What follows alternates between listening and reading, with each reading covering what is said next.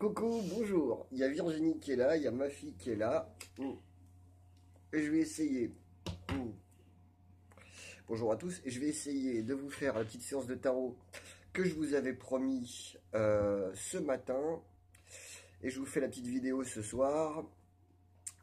Alors, la différence entre le tarot psychologique et le tarot divinatoire, c'est par exemple quand on me pose la question de savoir si est-ce que je vais trouver l'amour.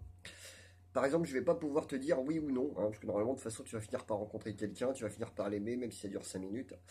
Donc la réponse est oui, j'aurais raison de toute façon, ça n'a aucun intérêt. Par contre, je peux t'expliquer par rapport à ta carte pourquoi tu as du mal et qu'est-ce que tu dois mettre en place pour y arriver et pour que ça soit quelque chose d'un peu plus juste pour toi que la simple fait de rencontrer quelqu'un. Donc ça c'est la différence entre le tarot psychologique et le tarot divinatoire. Ça veut pas dire que le tarot divinatoire il a pas raison, c'est juste qu'il va bloquer l'avenir en te disant voilà, si tu vas à gauche, tout ce que tu vas rencontrer à gauche, ça sera de ce côté-là et ça sera ça et ça et ça et ça. Et il aura raison. Le problème c'est que si toi t'arrives au Carrefour et que t'as envie d'aller à droite, tu vas pas du tout rencontrer la même chose, même si tu vas faire les mêmes expériences, peu importe. Enfin ou d'autres expériences qui vont t'amener à comprendre la même chose. Bon, je vais couper tout ça au montage parce que c'est de la merde. Hein. Alors, on va recommencer. Ou pas. Donc, qu'est-ce que je fais? Ça me saoule. J'avais dit que je le ferais en dilettante comme ça en 1G. Alors, je vais le faire en 1G. Voilà. On va commencer par les questions. Je vais m'adresser à chacun. Donc, je crois qu'il y a 9, 8, 9, 10 questions. Et donc, je vais répondre personnellement à chaque personne. Et puis ensuite, je vais essayer d'élargir un petit peu le truc pour que ça parle aussi à tout le monde, à ceux qui regardent la vidéo, à ceux qui auraient des questions similaires, etc. Alors, Edwige, tu me dis de quoi ai-je besoin pour améliorer mes rapports avec cet homme qu'on appellera C. Merci. Et ta carte, c'est l'amoureux. Donc, qu'est-ce que tu dois faire pour améliorer tes rapports avec cet homme? Alors, qu'est-ce qui me dit l'amoureux pour toi? euh, Euh, dit que si tu améliores pas les rapports avec toi, tu peux pas améliorer les rapports avec lui. Voilà, quelque chose comme ça. Euh, c'est un peu si tu ne choisis pas toi d'abord. Bon, il y en a certains hein, de ceux qui m'ont posé des questions. Je les connais plus ou moins, certains pas du tout, d'autres un peu, d'autres voilà, il y a quelques perceptions. Je dirais pour toi. Thérapeute, hypno, machin, tu vas être dans le rôle de vouloir sauver l'autre. Alors tu as tendance dans ta vie depuis que tu es toute petite à servir les autres, à faire les choses pour les autres et à prendre du plaisir là-dedans. Si tu veux que tes rapports s'améliorent, ça veut pas dire qu'ils sont mauvais, hein, d'accord puisque c'est toi qui l'as dit. Donc si tu veux qu'ils s'améliorent, choisis-toi d'abord.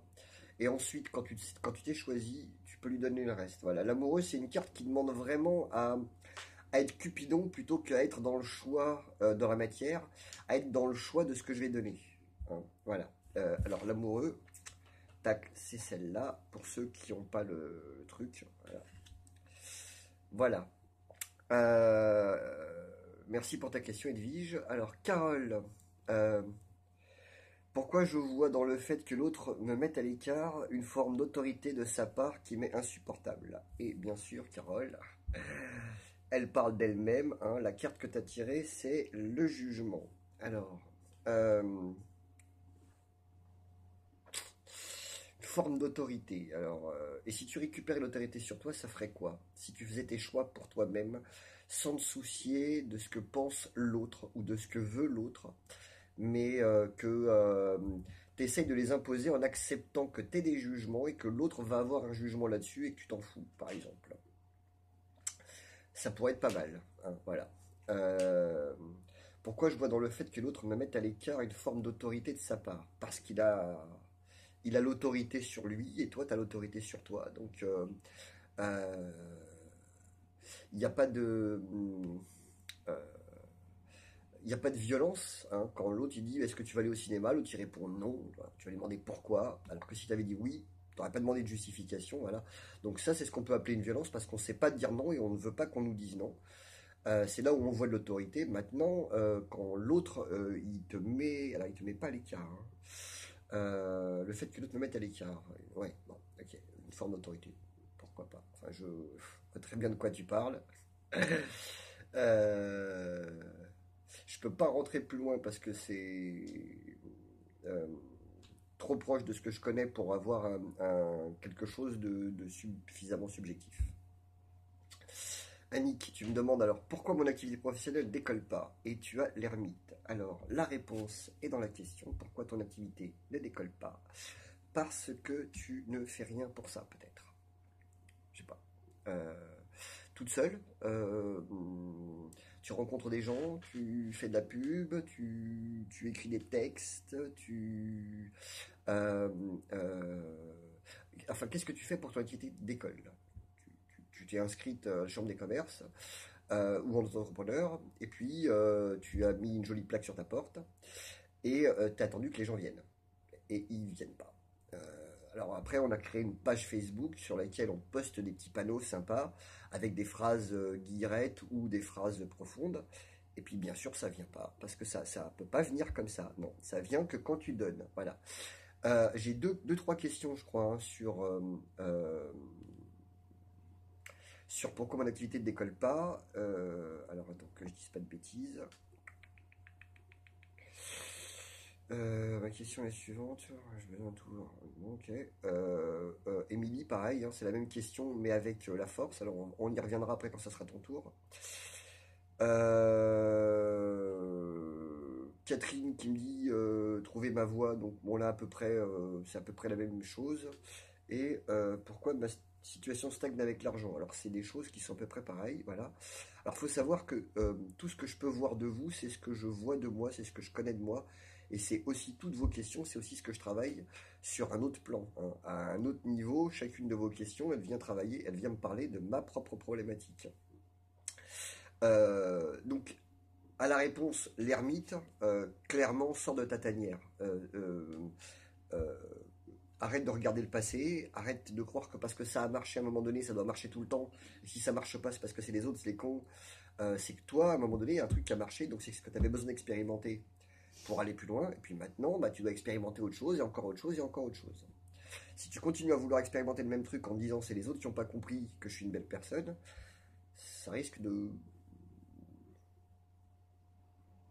Enfin, si toi tu considères que c'est des cons, il n'y a pas de raison qu'ils fassent pas pareil avec toi. Euh, J'ai un truc à dire là-dessus, mais je vais le dire sur sur une autre question, je pense. Euh, Ça sera peut-être plus pertinent, si ça revient. Ok. Bon, j'espère que j'ai répondu à ta question. Alors, Lily, Lily Lotus. Lily Lotus. Alors, tu me dis... ma question sera la suivante. Pourquoi ai-je ce besoin de tout vouloir comprendre sur les événements de ma vie? Cela m'empêche d'avancer. Et ta carte, c'est la papesse. Alors c'est génial, hein, parce que la papesse, qu'est-ce qu'elle te dit, la papesse? Elle te dit, je veux tout comprendre.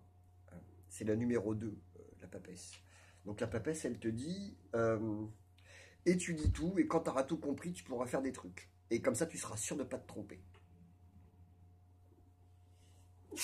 En même temps, c'est la numéro 2, hein, sur 22 cartes, enfin 23, 22, donc c'est la troisième carte si on compte le mat comme étant une carte sans nom.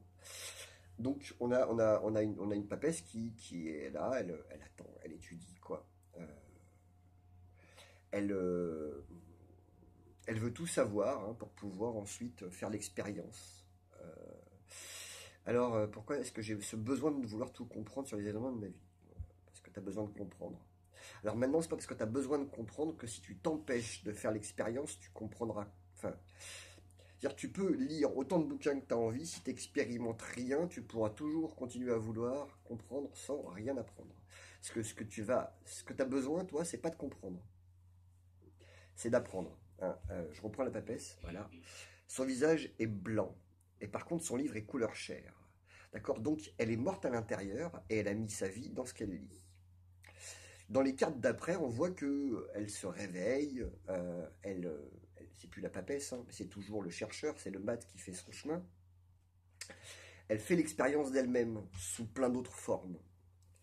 Mais là, sous cette forme-là, elle a mis sa vie à l'extérieur pour pouvoir la regarder. Alors c'est tous, autant qu'on est, hein, dans nos chemins de vie, On fait ça à un moment donné où on se met à l'extérieur pour pouvoir se regarder.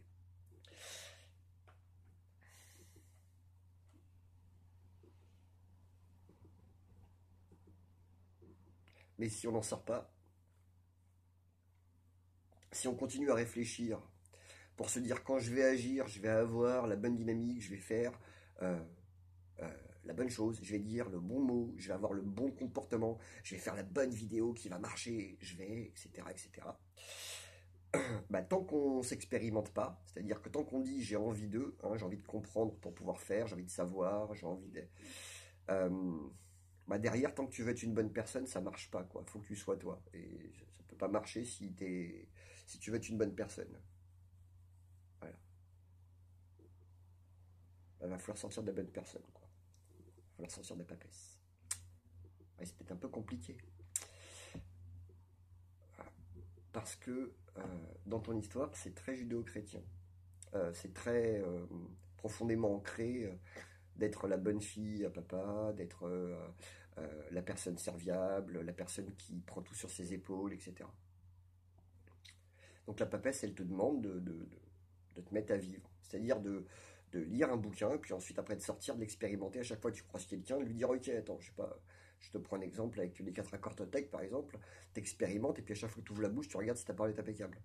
Pendant une semaine, tous les jours, tout le temps. Et puis t'essayes la semaine d'après avec ne fais pas de suppositions. Puis à chaque fois que quelqu'un te dit putain, qu'est-ce que t'es conne, pourquoi il me dit ça? Si ça se trouve, il parle de lui, si ça se trouve, il a raison, si ça se trouve, on s'en fout. Enfin, et puis tu t'essayes, t'expérimentes comme ça. Et puis quand tu lis des bouquins de développement personnel, pareil, et tu regardes ce que ça fait.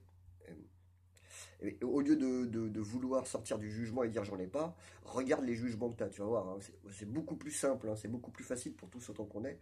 C'est beaucoup plus facile d'observer tous les jugements qu'on a toutes les secondes, euh, plutôt que de rentrer dans le truc du je suis arrivé, je suis une belle personne, je suis spirituel, donc j'ai pas de jugement. Hein. Et à chaque fois que quelqu'un parle, d'entendre son jugement et dire non, t'es en train d'avoir un jugement là. Bah ouais, tu m'étonnes, c'est celui que t'entends chez toi que t'entends chez l'autre. Si ça se trouve, l'autre, il en a pas du tout de jugement. Mais toi, tu as un jugement sur le jugement qu'il a. Donc, c'est toi qui as le jugement. Tu vois, plus facile de dire ah merde, c'est ma gueule. Voilà. Ça, c'était pour une petite boutade pour une nana que j'ai eue en MP hier. J'espère que tu regarderas ma vidéo. Alors, Émilie, je sais pas trop comment formuler ma question, mais voilà. Si j'arrive à attirer ce que je veux de plus en plus rapidement dans ma vie, comment ça se fait que mon activité et donc l'argent qui en découle ne s'alignent pas? En gros, comment je peux être aligné avec mon envie d'être masseuse et mes rentrées d'argent? Et tu topes force.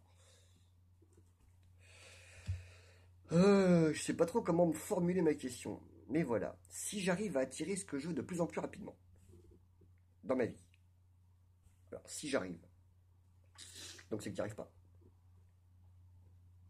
Et si tu n'y arrives pas, pourquoi tu veux l'attirer de plus en plus rapidement alors que de plus en plus rapidement, ce que tu attires, c'est rien. Alors on va reprendre, hein. C'est la carte, c'est la force. Alors, elle te dit que tu es coupé en trois. Tu es coupé entre ton envie d'avancer avec tes pieds, ton envie d'avancer avec ton ventre, avec ton désir, et ton envie d'avancer avec ta tête. Donc si tu réunis ces trois parties-là et que tu regardes que l'envie d'avancer avec tes pieds, c'est la même que l'envie d'avancer avec ta créativité, et que l'envie d'avancer avec ta créativité, tu en as besoin avec ta tête, et que tu réunis ces trois parties-là en toi, bah d'un coup tu vas commencer à faire des trucs. Et tu vas commencer à faire des trucs de plus en plus rapidement. Et donc tu vas attirer à toi de plus en plus rapidement ce que tu as besoin. Est-ce que tu as besoin d'argent? Est-ce que tu as envie d'argent? Peut-être, sûrement. Ok. Est-ce que tu as plus envie de masser ou d'avoir de l'argent? Est-ce que l'argent est une conséquence du fait que tu fais ce que t'aimes? Et donc là, à ce moment-là, est-ce que tu fais ce que t'aimes? Est-ce que tu fais déjà des massages? Est-ce que tous les jours tu masses? Mais que tu ne te fais pas payer parce que t'as peur de demander, t'as peur de ce qu'on va penser, ou alors la compensation, elle est le fait de waouh, c'est génial ce que tu fais. Est-ce que t'as peur que le prix que tu demandes, les gens te disent waouh, mais c'est trop cher, etc., etc. Pose-toi la question de regarder si là où tu veux aller toi, tu y vas avec ton désir, et si ce désir-là, il est maîtrisé avec ce que tu sais de toi, avec un plan de bataille, c'est-à-dire je vais expérimenter un truc, et puis ça marche pas, j'expérimente autre chose, et puis si ça marche pas, j'expérimente autre chose, plutôt que de... Ah, voilà. Un peu comme Mistinguet au-dessus, je sais plus comment il s'appelle. Euh, euh, on est sur Facebook tous autant qu'on est, assez souvent, hein, d'accord. Donc on sait ce que les gens postent, et ce qu'ils postent pas, même si on n'a pas tout qui apparaît sur le fil d'actualité. Petite précision, si vous produisez rien de personnel, la seule chose qui marche, c'est la pub. C'est-à-dire que ce que tu payes pas en temps, tu le payes en argent. Ce que tu payes en argent te permet de gagner du temps. Si tu fais toi-même ton plat, tu vas mettre une demi-heure dans la cuisine, ça va te coûter 3 euros pour manger. Si tu vas au restaurant, ça va en coûter 15, parce que c'est l'autre qui a pris du temps. C'est exactement pareil quand tu veux avoir des patients ou des clients, appelle ça comme tu veux. Si tu veux, soit tu produis du contenu sur Internet, sur un blog, sur un site, sur Facebook, tu postes tous les jours des trucs qui sont à toi, d'accord? À toi. Ça sert à rien de poster écartelé les paroles de Neil Watch ou de je sais pas qui, ça ne marche pas. Vibratoirement, c'est pas toi que tu donnes, donc ça fait venir personne, d'accord? À part ça fait des likes, mais personne n'a jamais mangé des likes. Donc si tu as besoin de manger, il va falloir, enfin si tu veux de l'argent pour manger, il va falloir que tu fasses autre chose que des likes. On en est tous là, hein, d'accord? Bon. Ça, c'est ce que je comprends au fur et à mesure de ce que j'expérimente. Et j'expérimente aussi, là, par exemple, là, c'est une des premières vidéos où je la fais en live, je la fais parce que j'ai envie, parce que ça me fait plaisir, et pas pour obtenir un truc. C'est peut-être ça qui change quelque chose. Même si, au fond, avant de faire la vidéo, je suis là en mode... Fait chier, se mettre en scène, qu'est-ce qu'ils vont dire, blablabla. Dépasser le jugement, hein, Carole. Bonjour, t'étais là pour moi, voilà. Voilà, ça c'est pour l'argent et le travail. Nathalie, Nathalie. Alors, Nathalie, vais-je trouver l'amour? Carte l'amoureux. Alors on revient sur la première carte qui était l'amoureux, hein, avec une autre interprétation. Nathalie, alors, t'es plutôt mignonne Nathalie. Donc, c'est la petite touche humour qui va durer 2 minutes, hein. T'es plutôt mignonne, hein. Trouver un mec, tu dois pouvoir, enfin, tu dois plus souvent être obligé de dire non plutôt que, enfin, tu as plus de choix à mon avis que peut-être certains autres. Et encore que, peut-être que trop de choix tue le choix. Alors je suis pas Madame Irma, je peux pas te dire si tu vas trouver l'amour. Par contre, pareil comme tout à l'heure là-haut, hein, la carte elle te demande de te choisir toi. Donc je te dirais même mieux, cette carte-là, pour toi, elle te demande de te choisir toi d'abord et avant tout pour ce que tu as envie d'être dedans. Parce que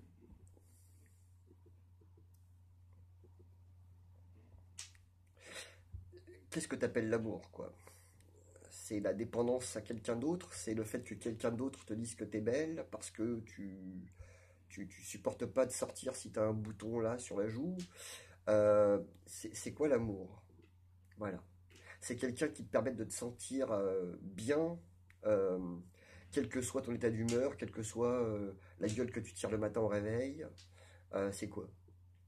Bah, si toi, quand tu te regardes dans la glace, tu te dis, bah là, je me trouve moche aujourd'hui, mais c'est pas grave, il n'y a personne qui va te permettre de dépasser le truc toute seule, quoi. Enfin, personne va t'aider à dépasser ce truc-là, quoi. Mais rencontrer quelqu'un, ouais, ça, enfin, sauf si tu sors jamais de chez toi, quoi. Et encore. Avec Facebook aujourd'hui, il y a des chances quand même que tu aies des coucous, ça va de temps en temps. Philippe, alors, bonjour Georges. Est-ce que je vais faire un voyage au Brésil au mois de juin 2018? Voir Jean de Dieu. La carte, la lune. Alors la carte, la lune, elle me dit pas si tu vas y aller au mois de juin 2018 ou 2019. La carte, elle me dit que tu vas chercher ton intériorité. Donc tu vas chercher quelque chose de très profond. Tu vas aller dépasser une peur. Elle dit que pour avoir rencontré il y a quelques années une nana qui s'occupe de la mise en place pour aller voir Jean de Dieu, si tu veux m'envoyer un MP pour me demander qui, je peux même te le donner là en live. Bah non, elle apparaît pas, je me rappelle plus. Martine, quelque chose. Bref, je te le dirai après. Si elle réapparaît, j'en reparlerai tout à l'heure. Euh, ce que tu vas aller chercher, c'est à te faire peur pour pouvoir dépasser un truc. C'est pour ça que c'est la lune qui apparaît. La lune, elle vient te dire, euh, en y allant, tu vas rencontrer ta nuit noire, tu vas rencontrer ce qui te fait le plus peur. Là, je sais pas, c'est peut-être une maladie, c'est peut-être quelque chose que tu es en train de vivre en ce moment. Euh, pour toi ou pour quelqu'un d'autre d'ailleurs, je suis même pas sûr que ça soit pour toi. Et, euh, et donc, euh, en y allant, tu vas faire un acte. Moi, ça me fait penser un petit peu à- je vais te donner un exemple qui m'est personnel. Il y a un an, là, quasiment jour pour jour, je suis dans une hutte de sudation chez les Amérindiens, chez les Apaches. Et donc, avant, j'ai une peur, une trouille phénoménale de la hutte de sudation, des 90 degrés qu'il y a dedans, du rituel, des 5 heures que ça va durer. Enfin, je sais pas. J'ai la peur de ma vie. Et j'ai une trouille phénoménale. Je sors de la hutte de sudation donc à la fin et je me rappelle avoir eu peur avant, mais je me rappelle pas de quoi. Là, à ce moment-là, j'ai mon cerveau d'abord, il est vide en plus parce qu'une hutte de sudation, ça te décoince les peurs primaires là, ça claque le mental à mort. Et donc je ressors de là et je ne sais plus du tout de quoi j'avais peur avant. Je les ai reformulés après, là je suis redescendu pour me rappeler de quoi j'avais peur. Et donc là, peut-être que la lune Jean de Dieu, c'est un petit peu ça. Alors, est-ce que tu vas y aller ou pas? Voilà, c'est est-ce que tu as plus peur de ta peur ou est-ce que tu as plus peur de la dépasser? C'est-à-dire que si ta peur te réchauffe encore trop et que tu as peur de ce que ça va bouger chez toi, c'est très bien tes peurs. Hein. Mais c'est ça aussi qui va te pousser à y aller, mais c'est aussi ça qui peut t'empêcher d'y aller. Donc la lune, elle te dit, de toute façon, t'as pas le choix. Que tu ailles voir Jean de Dieu ou pas, tu vas être obligé d'aller regarder ce qu'il y a au fond. Maintenant, si tu vas voir Jean de Dieu et que tu vas au Brésil et que tu prépares tout à partir de maintenant, tu vas le faire comme une fête. C'est-à-dire que tu vas y aller avec l'envie, toi, d'aller dépasser le truc. Si tu renonces à ça, si tu refuses, l'expérience d'aller dépasser ta peur, elle va de toute façon se manifester dans ta vie.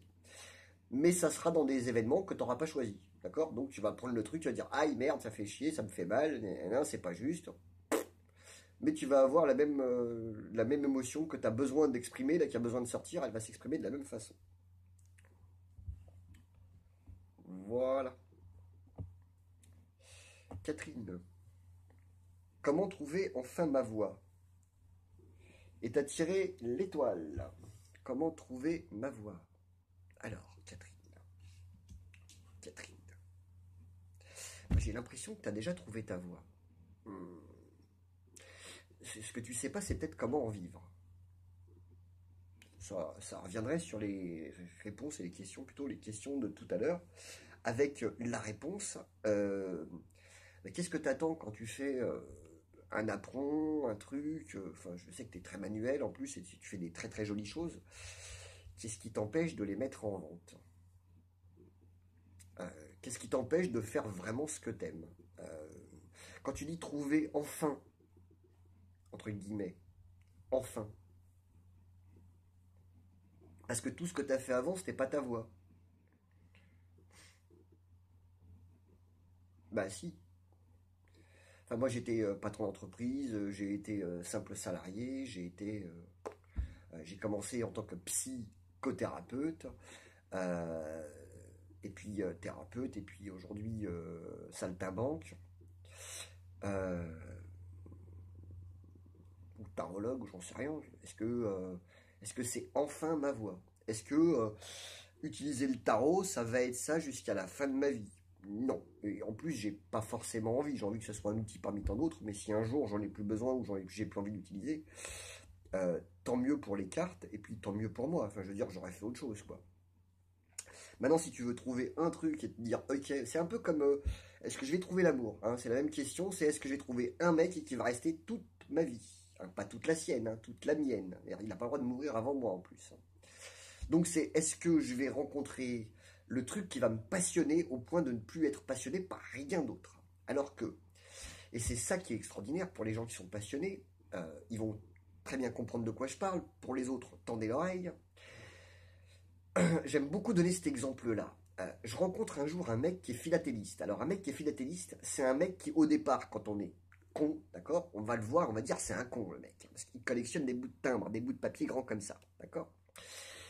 Et ce mec, donc parce qu'il a la collection du timbre, toute sa vie autour, là, tout ce qu'il a envie de faire pour avoir des timbres va lui amener de la connaissance et de la conscience, parce qu'il veut avoir ce petit bout de timbre grand comme ça, d'accord. Donc le mec, à force de collectionner les timbres, il est féru d'histoire, il est féru de géographie, il est féru de géopolitique, il connaît les petites histoires, des dizaines et des dizaines de petites histoires dans les grandes histoires.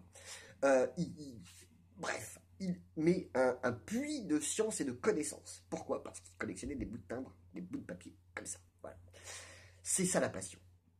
Quand on est passionné par quelque chose, euh, on va regarder le monde, ça va être le prisme, ça va être la fenêtre par laquelle on va regarder. Mais on va tout regarder avec ce prisme-là. On va pas regarder juste un truc, il va pas regarder le bout de papier. Il va regarder ce que le bout de papier lui apprend, ce que le bout de papier lui montre, ce que le bout de papier lui explique. Sinon, ça n'a pas d'intérêt. C'est un bout de papier pour un bout de papier. Personne n'est euh, euh, passionné par une feuille blanche. Il va être passionné par un bouquin. Et encore, il faut que le bouquin il ait un nom. Il faut qu'il ait un auteur. Il faut qu'il l'ait lu. Il faut qu'il y ait une émotion dedans. C'est par ça qu'on est passionné. C'est par l'émotion. Quand le mec qui joue de la guitare et qu'il est capable de passer 8 heures à jouer de la guitare, il n'est pas passionné par les cordes. Il est passionné par la vibration que ça va occasionner chez lui. Alors la vibration, elle passe par des cordes, mais elle peut passer par de la peinture, elle peut passer par le fait d'aimer parler et de se mettre en scène face aux autres. Enfin, on s'en fout, c'est ça la passion, c'est la fenêtre qui va me permettre de regarder tous les gens que je vais regarder. Et de les regarder par rapport à moi. Et de savoir que c'est moi que je regarde. Et alors si aujourd'hui j'ai envie de le faire sous forme de vidéo, si hier je le fais sous forme de sketch drôle, incisif, ou pas, si demain je m'assois dans la rue et puis que je fais la manche pour observer comment ça fait avec les autres, ce que j'ai fait, euh, c'est juste ma passion. C'est ça. Après, peu importe enfin, ma voix. Euh, Ta voix, c'est ce qui te passionne.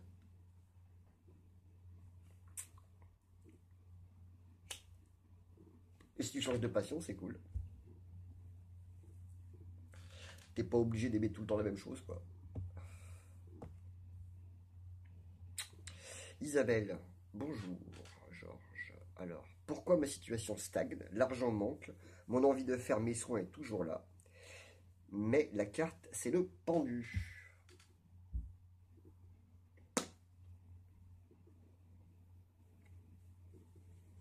Isabelle, c'est le pendu.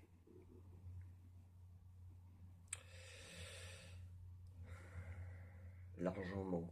Mon envie de faire mes soins, tu les fais? Non, c'est ton envie qui est là, pas les soins. Donc tu peux pas y avoir d'argent. Pourquoi? Pourquoi tu te sens prisonnière? De quoi? De ton image?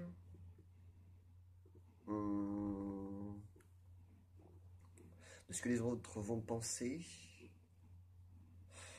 Du fait de croire que... Ah, c'est le syndrome de l'imposteur. Ok. Euh, Ouais, je l'ai aussi, hein. Prams, c'était moi d'abord. Après, toi, t'as le droit d'être l'imposteur de l'imposteur, mais pas avant. C'est moi le premier. L'imposteur, c'est moi. Le mec qui a pas de diplôme, c'est moi. Hein.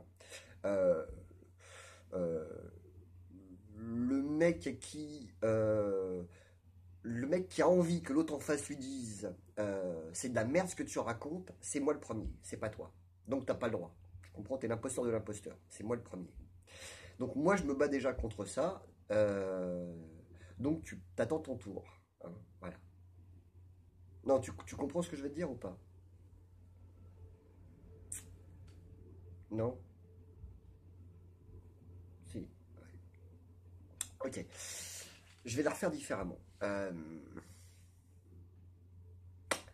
Des gens qui vont te dire ce que tu fais c'est de la merde, il y en a plein. Si t'attends que tout le monde te dise waouh, c'est génial ce que tu fais, et en plus waouh, est-ce que tu fais des soins, donc tu m'as guéri, eh ben, faut attendre d'être crucifié, ma chérie. Je veux dire, Jésus, il a été reconnu que quand il était mort, hein, d'accord? Alors, soit tu veux être Jésus, donc commence à retourner des tables dans le temple, euh, commence à avoir des discours qui vont être subversifs, dans lesquels des gens vont avoir envie de te pendre, et à ce moment-là, uniquement quand tu seras morte, après tu seras reconnu. Peut-être. Voilà, parce qu'il y en a, ils sont morts, enfin, on n'en entend plus parler non plus, hein, mais ils ont fait ce qu'ils avaient à faire dans cette vie-là. Voilà. Donc tant que tu n'auras pas peur de dépasser le truc, donc tant que tu lâcheras pas la corde là. Hein, parce que si tu veux, le problème du pendu, c'est que le pendu, il a compris hein, qu'il n'y avait rien à faire, et en même temps, il sait bien que c'est pas, il n'y a rien à faire, c'est pas rien faire. C'est comme tout bouge, je bouge avec. Mais là, tu bouges pas, là tu freines des cas de fer parce que tu as peur de ce qu'on va penser de toi. C'est la 12. Alors, il y a une carte qui n'est pas sortie, c'est la 13. Hein, c'est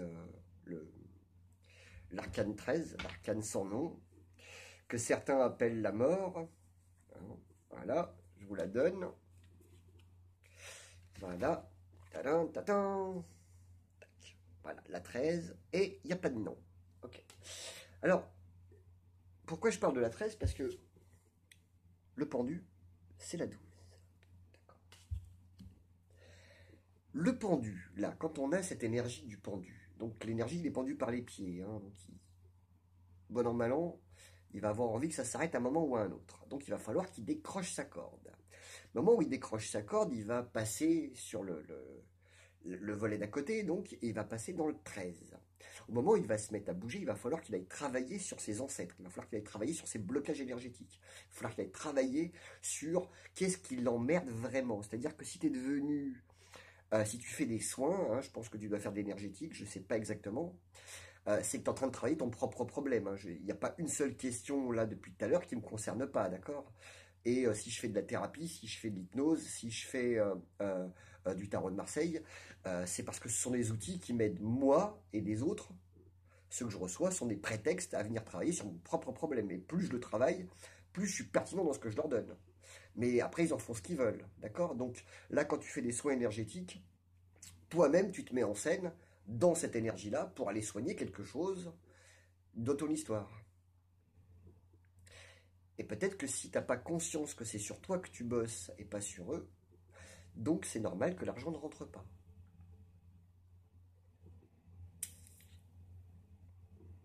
Parce que c'est quand même dingue, mais tous les gens là, machin, c'est enfin dingue. Bon, ça y est, je m'emporte.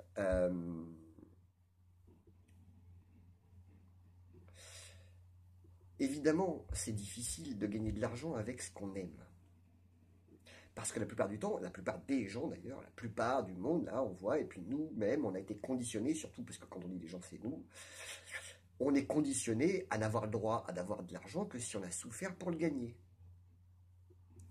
Sinon, si on l'a gagné en faisant ce qu'on aime, on est des usurpateurs. On est des charlatans. On a piqué le bonheur à quelqu'un d'autre. Donc il faut dépasser ça.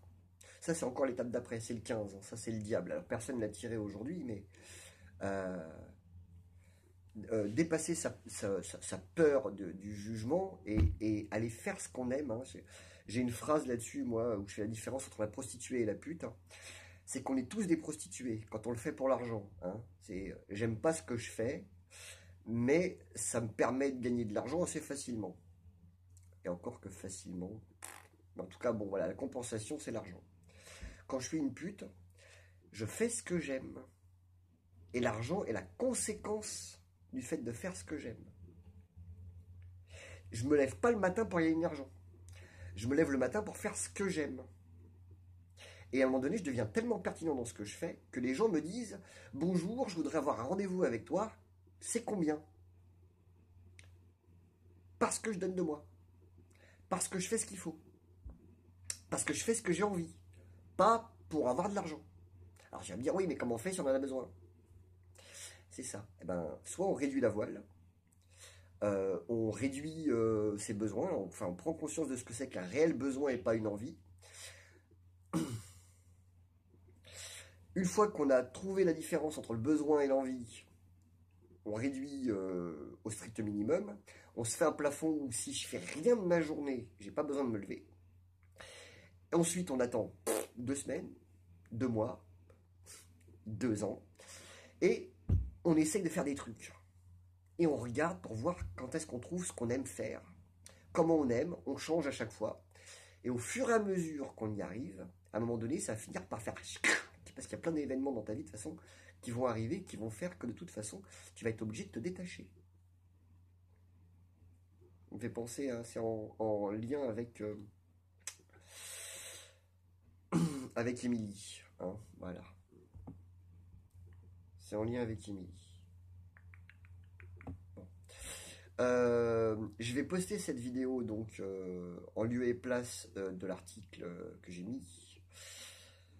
Ou alors non, je vais le poster, je ne sais pas si je vais y arriver, mais je vais le poster en commentaire sur mon post. Voilà. Donc vous aurez accès. Et puis je vais le poster aussi. Non, je vais le poster en haut. Ça fera plus de vues.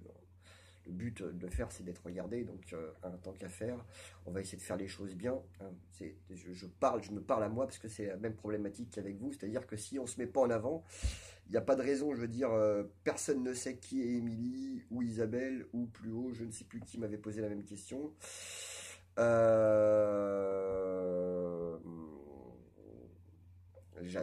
Jannick.